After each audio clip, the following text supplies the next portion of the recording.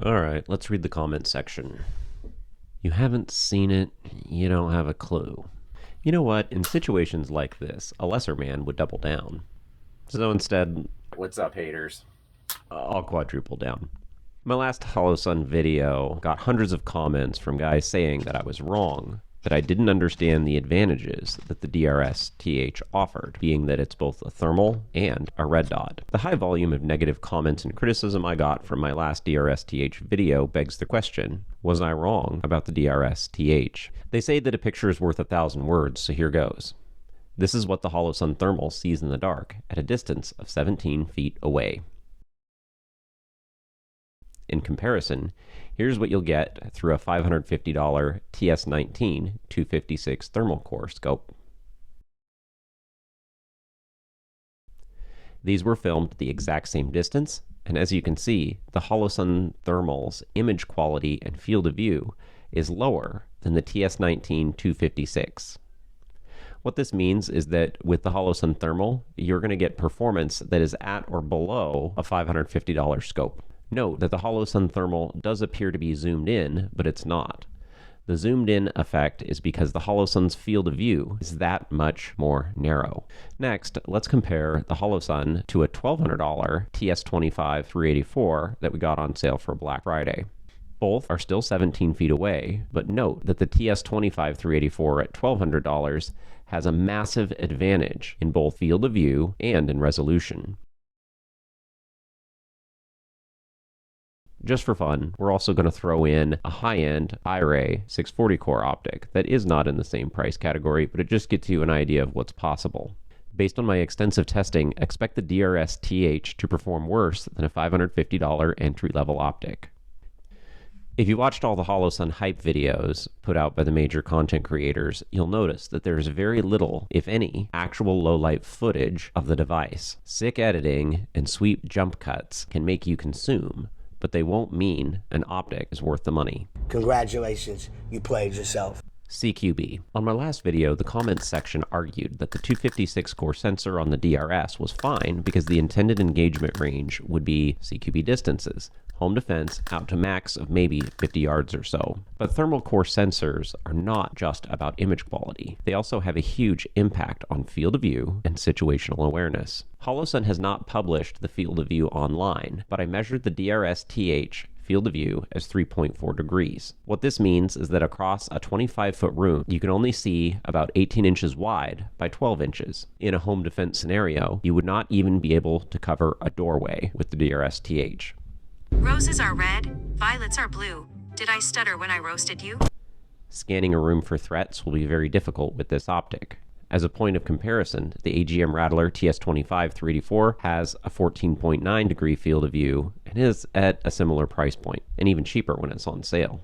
Moving around in the dark using the DRS-TH is about the same as looking through a postage stamp sized hole and trying to find your way in the world. Unless you also have head-mounted night vision, identifying targets and moving around in the dark effectively is difficult to impossible. Field of view matters a lot. At 25 feet away, the DRS can see 18 inches across, while the Rattler 384 core can see 6.5 feet. The fact that the DRS is both a thermal and a red dot is kind of cool, but you need to understand that trying to be two things at once means you might end up bad at both. Image quality.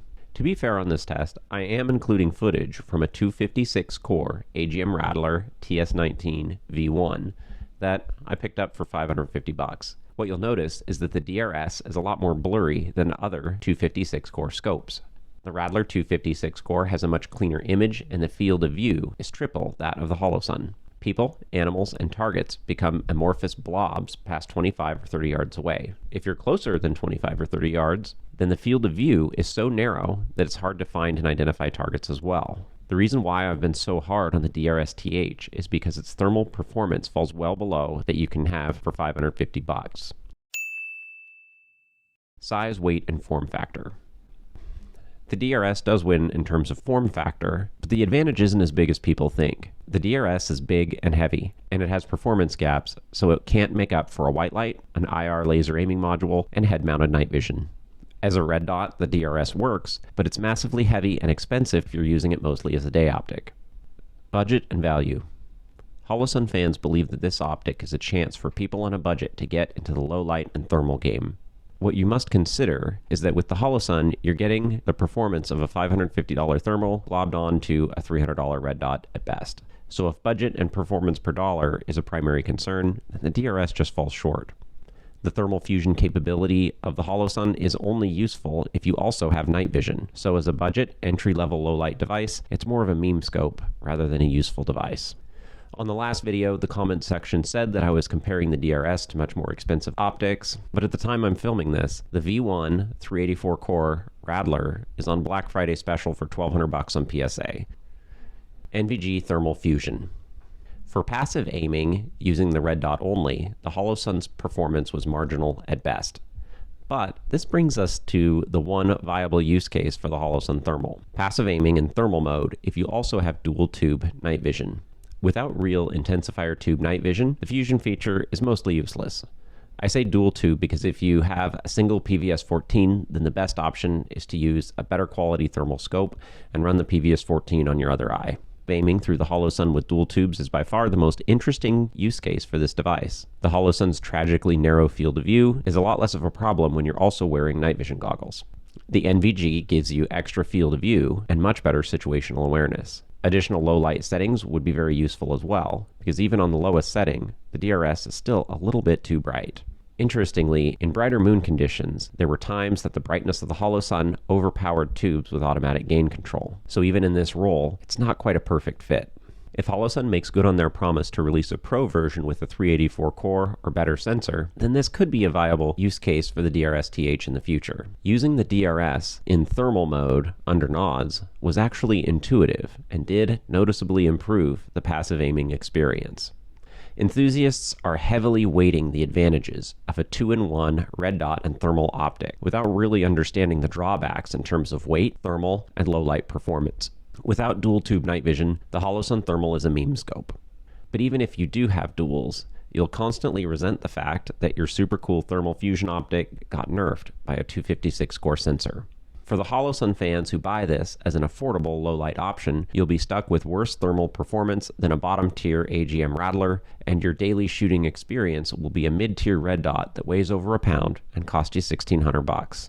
If Holosun really wants to get serious, they really could make this a legit thermal fusion option by outfitting a better sensor core, offering more night vision settings, and getting a lens that offers a useful field of view.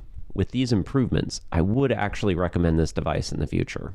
As it sits, however, the DRS-TH is a deformed love child of a $500 thermal and a $300 red dot. If you already own dual tubes and you already have a real thermal optic, the DRS-TH is kind of a neat range toy. But until they give it a decent thermal sensor core, it's just not worth serious consideration for most people. The Book of Proverbs says that wounds from a friend can be trusted. This means that your real friends will tell you the truth even if it hurts, but your enemies will use dishonesty to take advantage of you. Was I wrong about the DRS-TH? No, not really. God bless you.